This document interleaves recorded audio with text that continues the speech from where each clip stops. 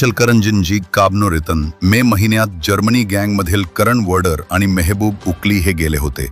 यावेळी त्या दोघांनी हुसेन मुजावर यास तुझ्या खुनाची सुपारी मिळाली असून तुला धंदा करायचा असेल तर आम्हाला पैसे द्यावे लागतील असं धमकावलं।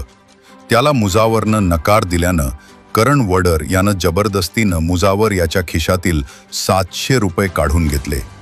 तसंच शिवीगाळ करत कमरेची गुप्ती दाखवून तुला जिवंत राहायचं आहे की नाही, जर्मनी गँगला खोटं बोलू नको, तुझा काटा काढायला वेळ लागणार नाही, तुला धंदा करायचा असला तर आम्ही ज्यावेळी पैसे मागीन त्यावेळी पैसे द्यावे लागतील, नाहीतर जिवंत सोडणार नसल्याची धमकी दिली होती।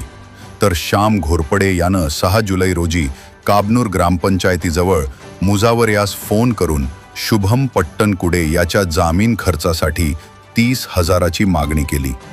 त्याला मुजावरनं नकार दिल्यानं घोरपडे यानं पैसे न दिल्यास जिवंत सोडणार नाही असं धमकावत जमीन खरेदी विक्रीचा व्यवसाय करू देण्यासाठी तिघांनी खंडणी मागितल्याची फिर्याद मुजावर यानं शिवाजीनगर पोलीस ठाण्यात दिली आहे।